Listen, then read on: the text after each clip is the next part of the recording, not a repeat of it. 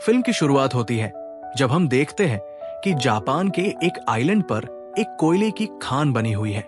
यहाँ बहुत सारे कोरियन मजदूरों से जानवरों की तरह काम करवाया जा रहा होता है और फिर एक बच्चा एक चट्टान के नीचे दबकर मारा जाता है। उसे देखकर वहां के सभी लोग बहुत दुखी हो जाते हैं। उस बच्चे की लाश उसके परिवार को दे दी जाती है। अब यहाँ हम एक कोरियन आदमी को देखते हैं जिसे सभी कोरियन अपना लीडर कहते थे। यहाँ लीडर 3 बच्चों से कहता है कि तुम तीनों को आज रात किसी भी तरह यहाँ से भागकर कोरिया पहुंचना है ताकि वहां जाकर सबको बता सको कि हमारे साथ यहाँ कितना बुरा सलूक किया जा रहा है।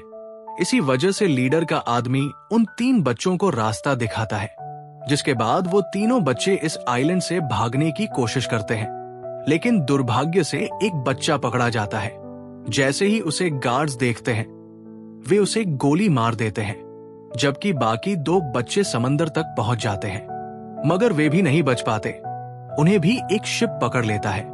इसके बाद हमें कोरिया का सीन दिखाया जाता है जहां राजू, जो एक रॉक बैंड में होता है, अपनी बेटी और बाकी बैंड मेंबर्स के साथ एक पार्टी में बैंड बजा रहा होता है।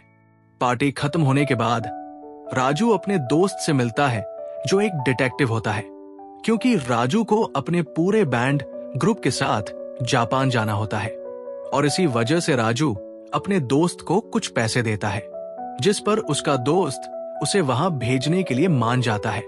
इसके बाद राजू अपनी बेटी और बैंड ग्रुप के साथ उस डिटेक्टिव को एक शिप में बिठा देता है जहां उनके अलावा और भी बहुत सारे लोग होते हैं। इसके बाद शिप एक जगह रुकती है। तब राजू को वहां जमीन पर पड़े हुए अपने दोस्त के बहुत सारे खत मिलते हैं। इसका मतलब ये होता है कि राजू के दोस्त ने उसे धोखा दिया और उसे गलत जगह भेज दिया। और सिर्फ राजू ही नहीं, उसने और भी बहुत से लोगों को धोखा दिया होता है। फिर वहां मौजूद सभी ऑफिसर्स लोगों को एक ट्रेन में भरते हैं और उस आइलैंड की तरफ ले जाते हैं। लेकिन जैसे ही वे उस आइलैंड पर पहुंचते हैं, सभी सोल्जर्स और ऑफिसर्स उन लोगों को मारना शुरू कर देते हैं। तब सभी लोग उनसे बहुत मिन्नतें करते हैं कि प्लीज हमें मत मारो, लेकिन कोई उनकी नहीं सुनता और औरतों और बच्चों को मर्दों से अलग कर दिया जाता है। उन्हें किसी और बोट में ले जाया जाता है। ये देखकर सभी पुरुष बहुत दुखी हो जाते हैं। अब सभी मर्दों को एक जगह ले जाया जाता है और उनका सारा सामान छीन लिया जाता है। खान कंपनी का जूनियर मैनेजर वहां आता है और राजू से कहता है कि जापान का सॉन्ग बजाओ। इसी वजह से सभी लोग उसका कहा मानकर वो गाना बजाते हैं और फिर सीनियर मैनेजर भी वहां आता है। वो कोरियन लोगों से कहता है कि हम तुम्हारा यहाँ स्वागत करते हैं और अब तुम हमारे लिए काम करोगे। अब यहाँ सभी लोगों को एक खाता स्लिप दी जाती है जिसमें यहाँ आने का खर्चा, रहने का खर्चा और बहुत सारे दूसरे खर्चे लिखे होते हैं, जिनका पैसा कंपनी सब वर्कर्स से काटेगी। इतने पैसे लेने के बावजूद उन्हें गंदा और कीड़े वाला खाना दिया जाता है। इसके बाद सभी लोगों को खान के अंदर काम करने भेजा जाता है। काम करने के बाद सभी लोग नहाने जाते हैं। अब वहां का सुपरवाइजर, जो खुद कोरियन होता है, एक लड़के को मार रहा होता है। ये देखकर एक कोरियन गैंगस्टर जिसका नाम संग्राम होता है, वो सुपरवाइजर से लड़ाई शुरू कर देता है। तभी खान कंपनी का जूनियर मैनेजर वहां आ जाता है। फिर संग्राम उस मैनेजर से कहता है कि मैं इस सुपरवाइजर से लड़ूंगा। अगर हार गया तो तुम्हारा गुलाम बन जाऊंगा और अगर जीत गया तो सभी वर्कर्स का लीडर बनूंगा। जिस पर जूनियर मैनेजर मान जाता है। फिर संग्राम उस सुपरवाइजर से लड़ाई शुरू कर देता है और उसे अधमरा कर देता है। लेकिन तभी सीनियर लीडर वहां आता है और कहता है कि ये जापानी चाहते हैं कि हम कोरियन आपस में लड़े, तो प्लीज आपस में मत लड़ो। लेकिन फिर भी शर्त के अनुसार संग्राम वर्कर्स का लीडर बन जाता है। वहां सीनियर मैनेजर बहुत सी औरतों और ऑफिसर्स के साथ खाना खा रहा होता है। वहां एक लड़की भी होती है। फिर सीनियर मैनेजर अपने एक ऑफिसर से कहता है कि उसका पसंदीदा गाना बजाओ। ये सुनकर राजू की बेटी कहती है कि ये गाना मैंने गाया है और इसका म्यूजिक मेरे पापा ने दिया है। लेकिन सीनियर मैनेजर उसकी भाषा नहीं समझता। इसलिए एक कोरियन लड़की उसका कहा हुआ सीनियर मैनेजर को ट्रांसलेट करके बताती है। ये सुनकर सीनियर को बहुत अच्छा लगता है। इसी वजह से अब राजू को उसकी पूरी बैंड ग्रुप के साथ सीनियर के पास ले जाया जाता है, जहां राजू अपनी बेटी को देखकर बहुत खुश होता है।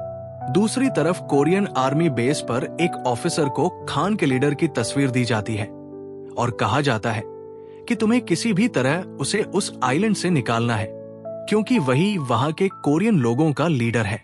और फिर वो ऑफिसर इसके लिए तैयार हो जाता है, इसलिए वो खुद वहां एक वर्कर बनकर निकल पड़ता है। वही दूसरी तरफ कोरियन आर्मी बेस पर एक अफसर को उस खदान के कोरियन लीडर की तस्वीर दी जाती है और कहा जाता है कि किसी भी हालत में उसे उस आइलैंड से बाहर निकालना है, क्योंकि वही वहां के कोरियनों का नेता है। तभी वो आर्मी अफसर इस मिशन के लिए हामी भरता है, इसलिए वो खुद एक मजदूर बनकर उस आइलैंड पर पहुंचता है। वहां सीनियर मैनेजर एक पार्टी रखता है, जिसमें खदान कंपनी के बाकी सदस्य भी आते हैं। इस पार्टी में राघव अपने दोस्तों के साथ बैंड बजाता है और सबका दिल जीत लेता है। उधर सुल्तान और बाकी मजदूर माइन नंबर 2 में काम कर रहे होते हैं, लेकिन तभी एक हादसा हो जाता है। कोयले से भरी ट्रॉली नीचे गिरने लगती है, जिससे कई लोग मारे जाते हैं और वहां आग भी लग जाती है।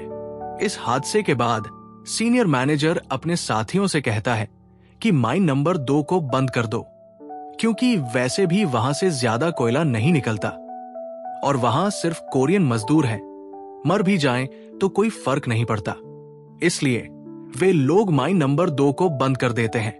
अंदर फंसे मजदूर डर और घबराहट में होते हैं, लेकिन जब सीनियर मैनेजर को पता चलता है कि उस माइन में कोरियन लीडर भी है, तो वो आदेश देता है कि उसे किसी भी तरह बाहर निकाला जाए, वरना सभी मजदूर हड़ताल पर चले जाएंगे। जापानी मजदूर माइन खोलने की कोशिश करते हैं, लेकिन वे असफल होते हैं। तभी अंदर के मजदूर डायनामाइट से ब्लास्ट कर खदान का रास्ता खोलते हैं और बाहर निकलते हैं। कोरियन लीडर घायल अवस्था में सभी मजदूरों के सामने आता है, जिसे देख सभी खुश हो जाते हैं। वही वह आर्मी अफसर जिसे उसे निकालने भेजा गया था, लीडर से मिलकर कहता है, मुझे आर्मी ने तुम्हें वापस लाने भेजा है, लेकिन इसके लिए मुझे टेलीग्राफ चाहिए ताकि मैं संपर्क कर जहाज बुला सकूं। लीडर मान जाता है और कहता है, मैं जल्द से जल्द टेलीग्राफ का इंतजाम करूंगा। अब वो आर्मी अफसर राघव के पास आता है और कहता है कि मुझे ऑफिसर के रूम की चाबी चाहिए, क्योंकि वही टेलीग्राफ है। राघव पूछता है, तुम्हें इसकी जरूरत क्यों है? अफसर बताता है कि असल में वो आर्मी से है और लीडर को निकालने आया है। ये सुनकर राघव कहता है, ठीक है, लेकिन एक शर्त पर, मुझे और मेरी बेटी मीरा को भी साथ ले चलोगे। अफसर मान जाता है। राघव मोमबत्ती से ऑफिसर की चाबी गर्म कर उसकी छाप एक फिल्म रील पर लेता है और अपने दोस्त से नकली चाबी बनवाता है। बाद में वो चाबी अफसर को दे देता है। अफसर उस केबिन में जाकर टेलीग्राफ से आर्मी से संपर्क करता है और जहाज मंगाता है। वही उसे कोरियन मजदूरों के पैसे और मुआवजे का रिकॉर्ड भी मिल जाता है। तभी वहां दुश्मन का एक हवाई जहाज गुजरता है।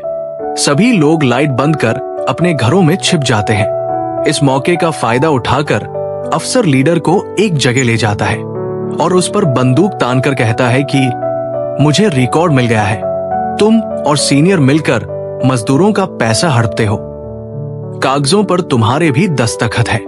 लीडर कहता है, ये झूठ है, मुझे फंसाया जा रहा है। उसी वक्त राघव और मीरा भी वहां आ जाते हैं, लेकिन तभी आइलैंड पर जोरदार धमाके होते हैं, जिसमें सीनियर मैनेजर जलकर घायल हो जाता है। जापानी लोग बंकर में छिप जाते हैं और कोरियनों को मरने के लिए छोड़ देते हैं। लीडर भागने लगता है। उसे बचाने उसका वफादार आदमी आता है। लीडर उससे पूछता है, तुमने वो रिकॉर्ड देखा? वो कहता है, हाँ। तो लीडर उसे गोली मार देता है। ये सब राघव और मीरा छिपकर देख लेते हैं। आगे कहानी में जापान के सीनियर ऑफिसर का फोन आता है। हिटलर मारा गया और जो भी नाजी के साथ था उसे अपराधी माना जाएगा। अमेरिका ने हिरोशिमा पर खतरनाक बम गिराया है। जूनियर मैनेजर सीनियर से कहता है कि सीनियर जल गया है मदद चाहिए। सीनियर जवाब देता है, उसे मार दो और खुद सीनियर बन जाओ। और जूनियर वैसा ही करता है। अब एक जापानी लड़की की हत्या को लेकर कोरियनों पर आरोप लगता है, जबकि सच्चाई यह है कि उस पर जबरदस्ती सुपरवाइजर ने की थी। वो सारा इल्जाम सुल्तान पर लगा देता है। जूनियर मैनेजर कहता है कि सुल्तान को सजा मिलेगी और वो उसे पकड़वा देता है। फिर वो लीडर से कहता है, मैं तुम्हें भागने में मदद करूंगा, लेकिन बदले में तुम्हें आधा पैसा देना होगा और अमेरिकियों को बताना होगा कि हम कोरियनों का ध्यान रखते हैं। बाकी कोरियन मजदूरों को मैं खदान में दफना दूंगा। लीडर मान जाता है, लेकिन ये सब बातें अफसर और मीरा सुन लेते हैं। अब लीडर सब मजदूरों से कहता है, जापानी लोग हमारी बात मान गए हैं, अब हमें अच्छा खाना और कम काम मिलेगा। इस खुशी में माइन में एक जश्न होगा, सब आना। लेकिन अफसर सबको बताता है, ये सब झूठ है, लीडर ने तुम सबको धोखा दिया है। वो खुद सीनियर और जूनियर से मिलकर पैसा खाता है। लीडर कहता है, ये झूठ बोल रहा है, ये अमेरिकी जासूस है। तभी राघव सबको अकाउंट रिकॉर्ड दिखाता है। मीरा भी बताती है कि उसने लीडर को अपने साथी को मारते देखा है। सब मजदूर लीडर के खिलाफ हो जाते हैं और अफसर उसे गोली मारकर खत्म कर देता है। सुल्तान को भी छुड़ा लिया जाता है। अफसर कहता है, हम कोयले के जहाज से निकलेंगे। सब मान जाते हैं और हथियार बनाने लगते हैं। अफसर और कुछ लोग जहाज पर कब्जा कर लेते हैं। बाकी लोग पुल से उस जहाज तक पहुंचते हैं, लेकिन जापानी सिपाही आ जाते हैं। राघव उन्हें बहकाता है। अफसर और उसके साथी उन्हें मार गिराते हैं। बाकी मजदूर पुल से जहाज पर पहुंचते हैं। कोरियन लोग जापानियों को घरों में बंद कर आग लगा देते हैं। जूनियर मैनेजर दिखाई देता है। जापानी सिपाही कोरियनों पर गोली चलाते हैं, जिससे पुल की रस्सी टूट जाती है। कुछ लोग जहाज तक पहुंचते हैं, बाकी फंस जाते हैं। भीषण युद्ध शुरू होता है। राघव अकेले पुल उठाने की कोशिश करता है। मीरा मदद करती है। फिर सभी मजदूर साथ आकर पुल उठाते हैं। उधर सुल्तान की प्रेमिका को गोली लगती है। सुपरवाइजर ने चलाई होती है। गुस्से में सुल्तान सुपरवाइजर को बैरमी से मार डालता है। वापस लौटते समय खुद भी गोली खा लेता है, लेकिन प्रेमिका के पास पहुंचता है, जहां दोनों की मौत हो जाती है। राघव और मीरा आगे बढ़ते हैं। तभी जूनियर राघव को गोली मारता है। राघव भी उसे गोली मारता है। मीरा जब पिता के पास दौड़ती है, जूनियर उसे पकड़ लेता है। तभी अफसर पत्थर मारकर उसे छुड़ाता है। जूनियर फिर से गोली चलाता है। मीरा उस पर बोतल बम फोड़ देती है। वो जलने लगता है और अफसर उसका गला काट देता है। वो सबको बताता है कि अब युद्ध खत्म, क्योंकि सीनियर, जूनियर और सुपरवाइजर सब मर चुके हैं। अब हम सब निकल सकते हैं। बाकी कोरियन पुल से जहाज पर चढ़ जाते हैं, लेकिन राघव की हालत नाजुक होती है। वो अफसर से कहता है, मेरी मौत के बाद मीरा का ध्यान रखना। और फिर राघव की मौत हो जाती है। मीरा टूट जाती है। तभी सभी लोग एक भीषण विस्फोट देखते हैं। अमेरिका ने नागासाकी पर बम गिराया है। सब चौंक जाते हैं और इसी के साथ मीरा के दृश्य पर यह फिल्म खत्म होती है। धन्यवाद।